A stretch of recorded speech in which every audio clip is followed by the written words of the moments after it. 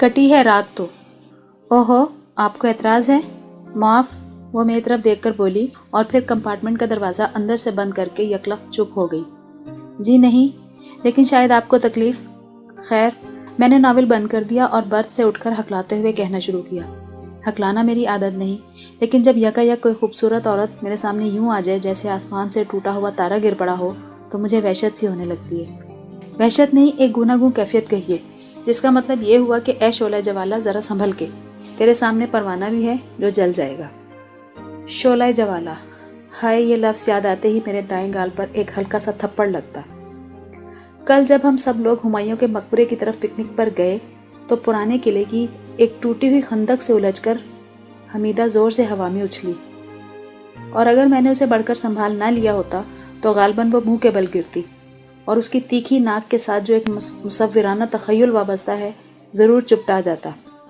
کوئی اللہ مجھے چھوڑیے، اس نے میری گرفت سے نکلنے کی ایک تکلفانہ کوشش کرتے ہوئے کہا۔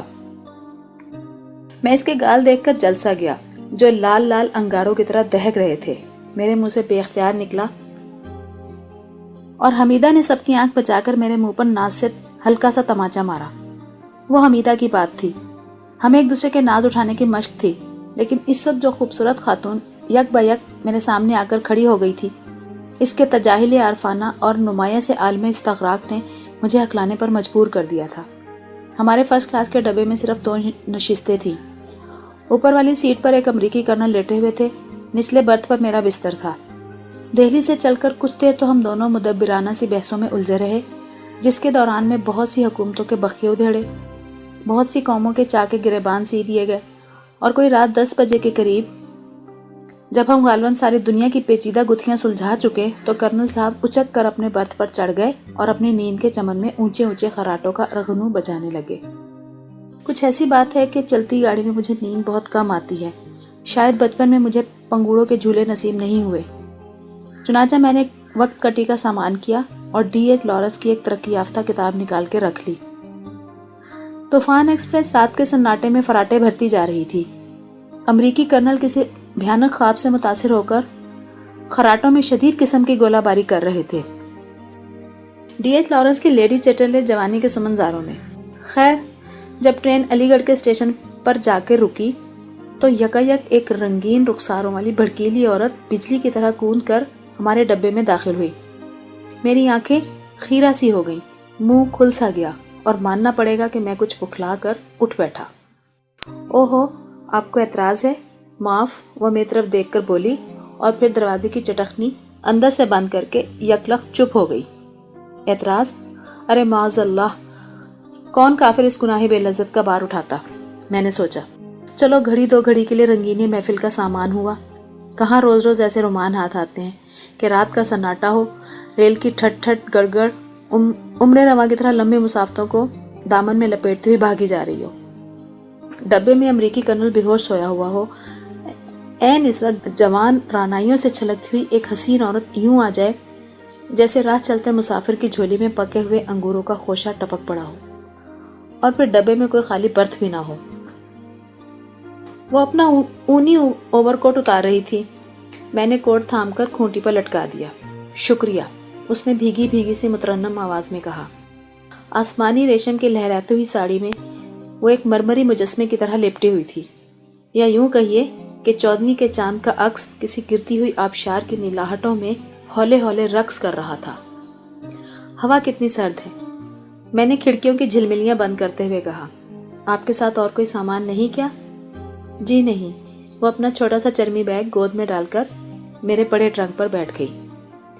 زندگی کا بوجھ خود کیا کم ہے، اس نے آہستہ سے زیر لب کہا۔ یہ گراں بار زندگی، اس نے ایک آہ سی بھری۔ اوہو، آپ ٹرنک پر کیوں بیٹھی ہیں؟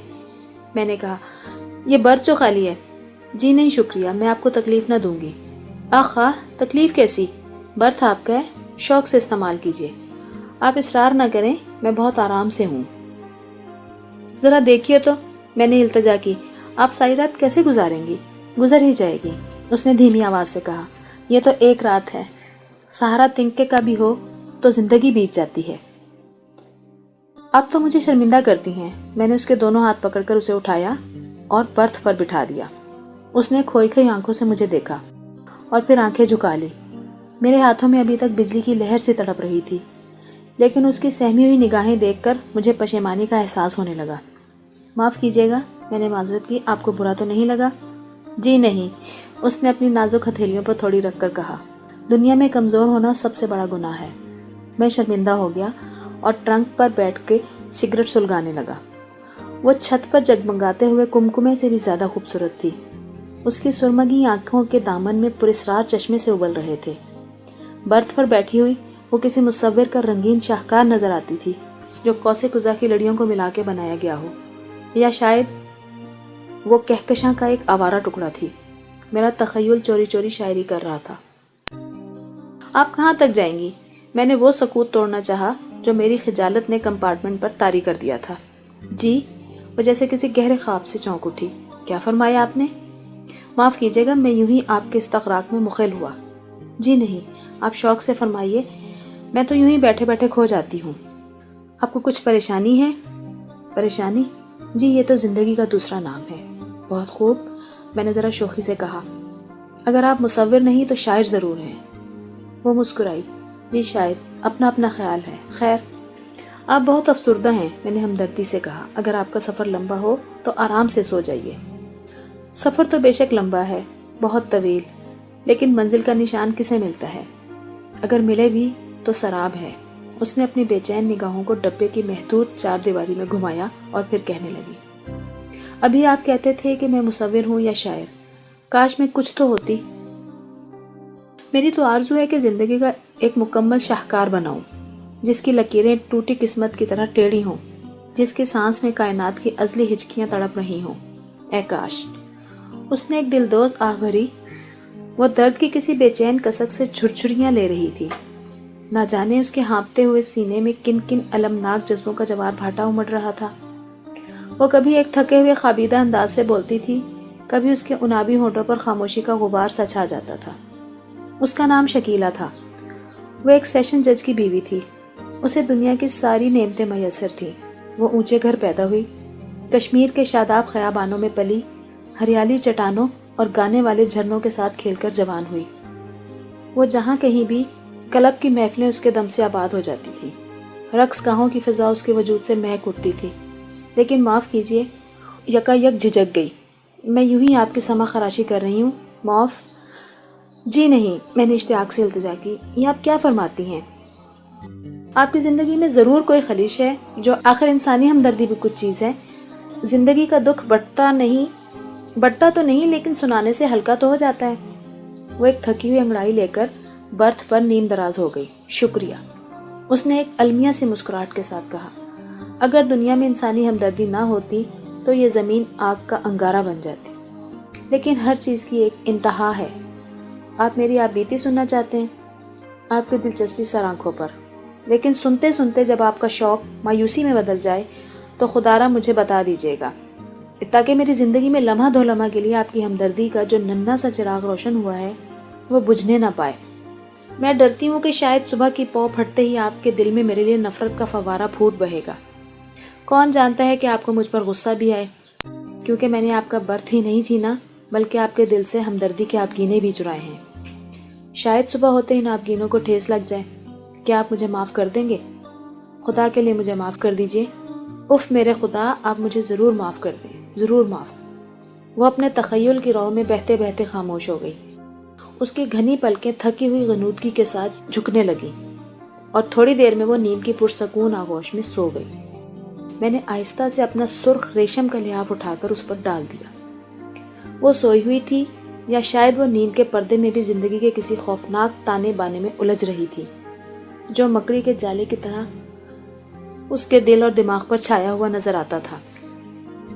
اس کی سانس کے دھیمے دھیمے اتار چڑھاؤ سے ریشمی لحاف میں ننھی ننھی پھریریاں اڑ رہی تھیں۔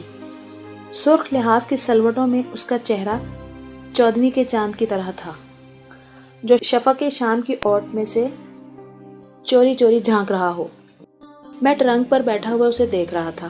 میرے دل میں اس کے لیے ایک گرم گرم نازک نازک احساس کے ساتھ بے پناہ رحم کا جذبہ سر اٹھانے لگا۔ نہ جانے اس کے سینے کے مد و جزر میں کیا کیا حسرتیں روندی پڑی تھیں۔ شاید وہ اپنے خوابوں کی بستی کو کوہ ہمالیہ کے چشموں میں ڈبو بیٹھی تھی۔ شاید اس کے آرزوؤں کے موتی کسی بھڑکیلی رقص گاہ کے فرش پر بکھر کے پامال ہو گئے تھے۔ شاید وہ اپنے سیشن جج خاوند سے محبت نہ کر سکتی تھی، شاید وہ سماجی نظام کا ایک اور زخم خوردہ شکار تھی۔ مجھے بے تحاشا غصہ آنے لگا، فطرت کے وسیع مرغزاروں پر، تہذیب کے جگمگاتے ہوئے ایوانوں پر، اس کے سیشن جج خاوند پر، جنہوں نے اس حسین فرشتے کو بے یار و مددگار زندگی کے اتھاہ سمندر میں دھکیل دیا تھا۔ وہ اکیلی تھی، بے سہارا، بے سامان۔ وہ کون ہے؟ وہ کہاں جا رہی ہے؟ وہ کیا کرے گی؟ میرا جی چاہتا تھا کہ میں اس کو اپنے بازوؤں پر اٹھا کر چلتی گاڑی سے کود پڑوں اور کائنات کی وسعتوں سے للکار للکار کر کہوں کہ وہ میری حفاظت میں ہے۔ میں اس کی زندگی کے سامنے ایک مضبوط چٹان کی طرح تن کر کھڑا ہو جاؤں، قسمت کے زہریلے تیر اڑتے ہوئے آئیں اور میرے سینے سے ٹکرا کر چور چور ہو جائیں۔ خیالوں کی سنہری دنیا میں مجھے یوں محسوس ہوتا تھا کہ میں قرون وسطیٰ کا ایک بہادر سپاہی ہوں جو اپنی محبوبہ کو کندھے پر اٹھا کر ساری دنیا سے مقابلہ کرنے نکلا ہے۔ اسی بھول بھلائیاں میں بیٹھے بیٹھے شاید ساری رات بیت گئی۔ آسمان پر صبح صادق کی ہلکی ہلکی سفیدی جھلکنے لگی۔ وہ ابھی نیند کی گود میں مدہوش پڑی تھی۔ میں نے ہولے ہولے اپنا صندوق کھول کر ایک عمدہ سا نیلا سوٹ نکالا، نئی ٹائی منتخب کی، اچھا سا بھینا بھینا عطر چنا اور حجامت کا سامان لے کر غسل خانے میں چلا گیا۔ میں نے خاص اہتمام سے رگڑ رگڑ کے حجامت بنائی اور خوب صابن مل کے رات کے ٹھٹرتے ہوئے پانی سے نہانا شروع کیا تاکہ جب اس کی آنکھ کھلے تو میں زندگی کی ایک نئی صبح کا خوش آئند پیام سنانے کے لیے تیار ہو جاؤں۔ اتنے میں گاڑی رکی۔ غالباً گیا کا اسٹیشن تھا۔ کچھ لمحوں کے بعد یکایک ہمارے ڈبے کا دروازہ کھلا اور ایک پرشوق آواز پکاری، ہیلو ڈارلنگ، تم یہاں ہو؟ میں تو سب ڈبوں میں کھو جایا۔ میں نے کہا میری شکلی کہاں کھو گئی؟ وہ شاید اس کا سیشن جج خاوند تھا۔ توبہ، میں تو یوں سو گئی کہ ہوش ہی نہ رہا۔ ایک خوابیدہ آواز ترنم ریز ہوئی، پھر یکایک وہ آواز جھجکی، جھنجھلائی اور آہستہ سے بولی، آپ ذرا چلے جائیے ڈارلنگ، میں ابھی آتی ہوں۔ لیکن سامان کہاں ہے ڈارلنگ؟ چپراسی ڈھونڈ رہے ہیں، آیا کے پاس کسی ڈبے میں ہوگا۔ توبہ، آپ چلے بھی جائیے، میں ابھی آتی ہوں۔ ذرا ٹھہرو شکلی، یہ بستر تو بندھوا لیں۔ ہائے میرے اللہ، بستر میرا نہیں ڈیئر، آپ ذرا چلے جائیے نا۔ اوہو ڈارلنگ، کیا بات ہے؟ جج صاحب حیران ہو رہے تھے۔ میں نے کہا پھر بتاؤں گی۔ توبہ، آپ جاتے بھی تو نہیں۔ غالباً جج صاحب پلیٹ فارم پر ٹہلنے لگے۔ وہ دیر تک کمپارٹمنٹ کے دروازے پر منڈلاتی رہی۔ میں نے غسل خانے کی دوسری کنڈی بھی اندر سے چڑھا دی۔ جب گاڑی چلی تو میں نے غسل خانے کی جھلملی اٹھا کر باہر جھانکا۔ میرے رنگین سپنے صابن کے بلبلوں کی طرح ایک ایک کر کے ٹوٹ گئے تھے۔ پلیٹ فارم پر 2-3 وردی پوش چپراسی سامان اٹھوائے جا رہے تھے۔ پیچھے پیچھے دونوں میاں بیوی ہاتھ میں ہاتھ دیے خرامہ خرامہ چل رہے تھے۔ وہ ہنستی ہوئی مٹکتی ہوئی جا رہی تھی۔ شاید وہ رات کے ڈرامے کا ریہرسل سنا رہی تھی جس میں ایک بے کس محبوبہ نے کسی جذباتی نوجوان کو خوب الو بنایا اور اس کا برتھ اور بستر دونوں چھین لیے۔ دسمبر کی ٹھٹھرتی ہوئی صبح میں بھی مجھے پسینہ آ گیا اور میں نے پانی کا نل کھول کر اس کے نیچے سر رکھ دیا۔ بہت دیر کے بعد جب میں غسل خانے سے نکلا تو کافی دن چڑھ آیا تھا۔ امریکی کرنل صاحب اپنے بستر پر بیٹھے صبح کی چائے نوش کر رہے تھے۔ میری سیٹ پر 2 چینی ہوا باز اور ایک خان صاحب قسم کے کپتان بیٹھے اخبار دیکھ رہے تھے۔ ٹرنک پر ایک انگریز میجر رونق افروز تھے۔ میں نے اپنا بستر اٹھا کے طے کرنا شروع کیا۔ تکیوں میں سے ایک مشام نواز مہک نکل کر سارے کمرے میں بکھر گئی اور ایک نازک سا لمبا بال کالے ریشم کی تار کی طرح اڑتا ہوا کپتان صاحب کے اخبار پر جا لگا۔ انہوں نے اسے والہانہ عقیدت کے ساتھ انگلی پر انگوٹھی کی طرح لپیٹ لیا، میری طرف کنکھیوں سے دیکھ کر مسکائے اور پھر جھوم کر الاپنے لگے۔ کٹی ہے رات تو ہنگامہ گستری میں تیری، صحرا قریب ہے اللہ کا نام لے ساکی۔